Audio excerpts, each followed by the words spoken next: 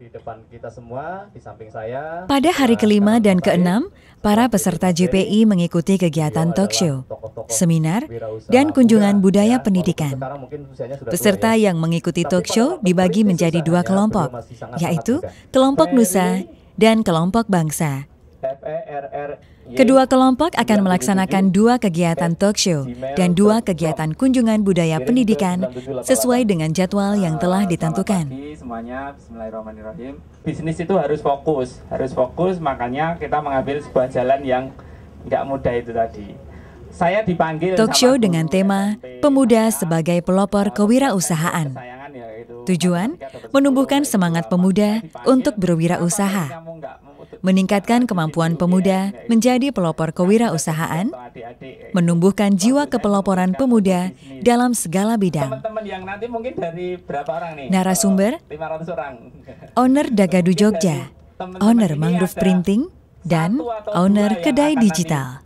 Menangkap apa yang dibicarakan oleh saya, Mas Arif, Pak Prapto ini akan mengubah hidup teman-teman tuh 15 tahun yang akan datang kayak gitu. Amin.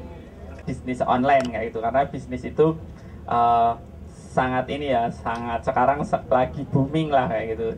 Dan itu cara cari uang yang menurut saya jauh lebih mudah daripada zaman saya dulu kayak gitu. Oke, gitu aja. Apa teman-teman ada yang sudah punya bisnis? Ada nggak?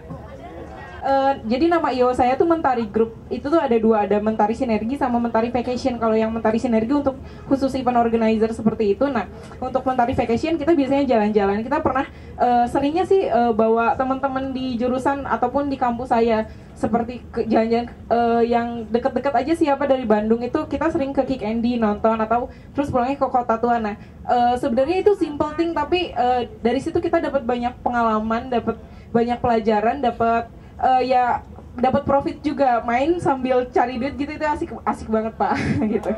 Gitu aja. Makasih. Assalamualaikum warahmatullahi wabarakatuh. Sukses milik kita bersama yang mempunyai hati untuk sukses dan masa depan gemilang. Ya, pemuda sukses masa depan gemilang. Ya, ulang ya. Pemuda sukses masa depan gemilang. Makasih. Terima kasih Mas Ferry yang sudah memberikan paparan, dan terima kasih juga teman-teman yang sudah berani maju ke depannya tadi ya. Alhamdulillah sudah sharing juga. Ada yang sudah kenal Dagadu Jogja? Dagadu Jogja memang sekarang sudah bentuknya PT, tetapi awal mulanya sebetulnya dimulai dari ya kumpulan individu. Jadi kami, ya saya dengan beberapa teman sama-sama di teknik arsitektur di UGM punya kegemaran yang sama gitu ya. Tentu bukan kegemaran kuliah gitu ya. Kalau kuliah kan kewajiban gitu. Jadi punya kegemaran lain, punya minat yaitu bidang pariwisataan dan perkotaan serta apresiasi desain grafis. Jadi kalau desain grafis itu mungkin agak melenceng dari teknik arsitektur meskipun sama-sama ada unsur desain, menggambar dan sebagainya. Nah, dari situlah kemudian kami sering gitu membuat desain-desain untuk kami pakai sendiri. Jadi dibikin kaos sendiri, dipakai sendiri.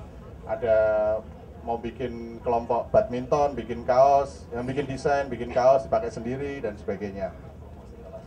Ketika kita menjadi seorang mahasiswa, itu kan tugas utama dari orang tua yang diberikan untuk menempuh pendidikan seperti itu, hingga diselesaikan. Nah, yang terjadi saat ini adalah banyak teman-teman saya yang ingin berwirausaha, tetapi melalaikan tugas orang tua, hingga akhirnya kuliah sampai 7-8 tahun untuk menyelesaikan S1-nya seperti itu. Kalau saya nih, bukan mencari gelar, karena tujuan saya sekolah itu mendapatkan ilmu, kemudian ilmu itu untuk mendapatkan uang kayak gitu, atau ilmu itu untuk ini berbagi ya gitu, untuk dibagikan kayak gitu. Terus kalau menurut Bapak, bagaimanakah cara saya untuk berbisnis supaya saya bisa menjadi sukses? Terus yang kedua Pak, teman saya mengatakan bisnis itu bafoya, kalau bahasa Ternate bilang bafoya, kalau bahasa Indonesianya berbohong. Karena kenapa? Dia melaksanakan bisnis itu selalu gagal. Setelah bisnis satu gagal, dia bisnis lagi, yang kedua gagal lagi, bisnis yang ketiga gagal lagi, dan seterusnya gagal terus Pak. Ketika saya menemukan bahwa itu sesuatu yang mungkin di luar kemampuan saya untuk perbaiki, maka saya akan mencoba untuk cari bisnis yang lain gitu ya. Tetapi selama saya masih punya beberapa hal yang kira-kira, oh kemarin itu karena saya kurang ini, oh kemarin itu saya tidak lakukan ini dan sebagainya, dari kita mencoba untuk introspeksi, sebetulnya ya harus terus kita lakukan gitu. Demikian sesi ini.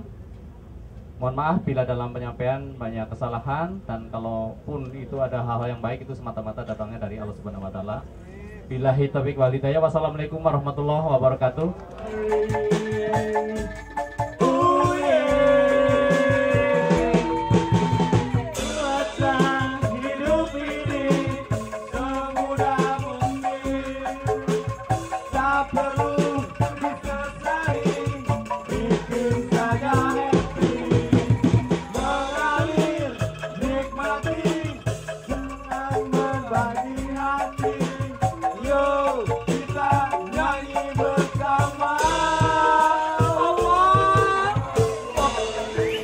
Kunjungan budaya dengan tema Mengenal Budaya Keraton Yogyakarta. Seperti kegiatan talkshow dan seminar, kunjungan budaya ini juga dibagi menjadi 2 kelompok dalam waktu 2 hari.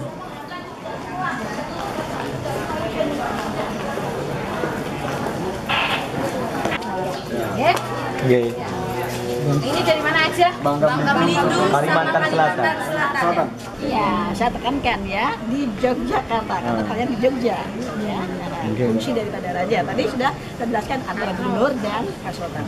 Lagi-lagi orang Jawa, kita menghargai orang tua yang duduk, kemudian kita yang muda berdiri, jangan. Duduk sama, rendah, berdiri sama tinggi. Lagi-lagi. Jadi kita nggak merasain begini. Sayang, kita orang yang rendah hatinya.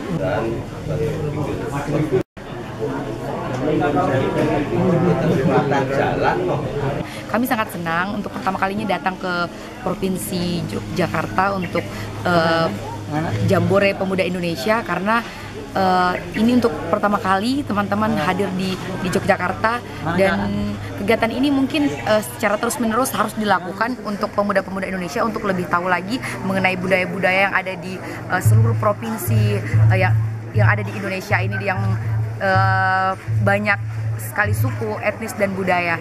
Jadi mungkin ini saatnya pemuda-pemuda Indonesia lebih tahu lagi dan lebih mengenal lagi budaya-budaya yang ada di seluruh Indonesia, khususnya di daerah istimewa Yogyakarta ini.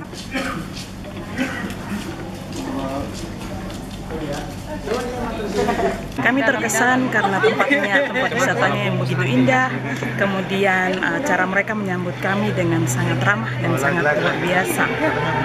Hal itu yang membuat kami sangat-sangat terkesan, kami dilayani dengan begitu luar biasa. Terakhir, harapan pemuda Indonesia seperti apa?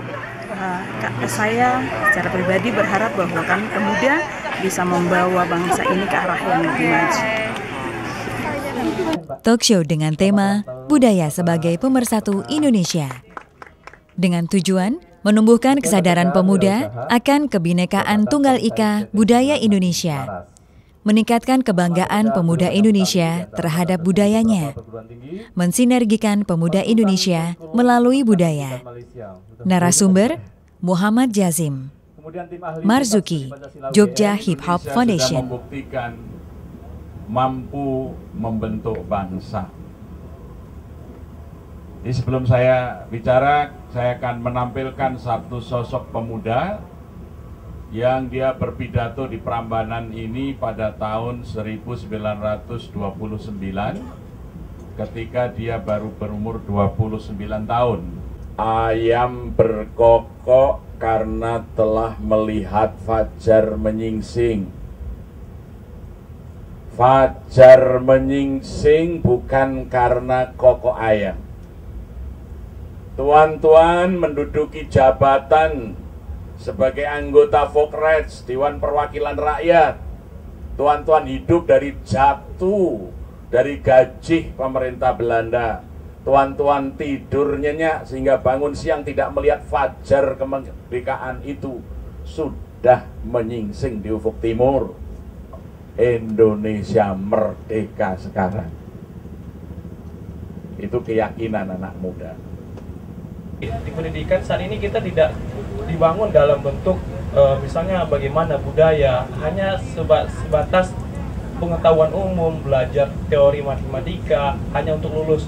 Nah, pertanyaan saya bagaimana pola pendidikan yang seharusnya di Indonesia untuk membangun karakter dan budaya yang idealis bagi pemuda agar jiwa-jiwa idealisnya itu tertanam. Terima kasih. Sehingga setiap anak itu dilatih untuk bisa mencukupi kebutuhannya sendiri sesuai dengan tingkatan umurnya.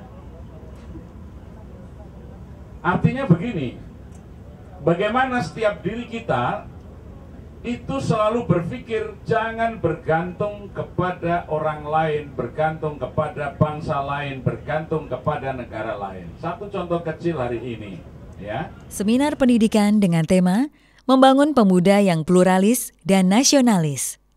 Dengan narasumber Buya Syafi'i Ma'arif, KRMT Roy Suryo, Dr. Yuni Purwanti MPD, dan Profesor Dr. AM Hermin K. Sekarang penduduk kita sudah menjadi 250 juta.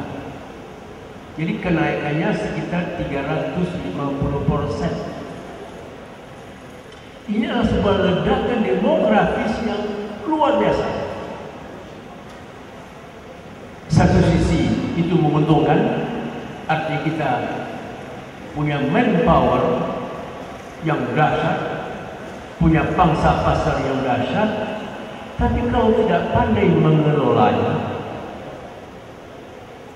kalau tidak pandai memberikan kesejahteraan kepada mereka, ini bisa merupakan api dalam sikap, akan terjadi peledakan, dan itu sangat-sangat berbahaya. Banyak jutaan anak pemuda Indonesia yang memiliki jiwa pelanggan yang tinggi, tapi mereka memiliki ekonomi yang berbawah dan tinggal dalam pedesaan.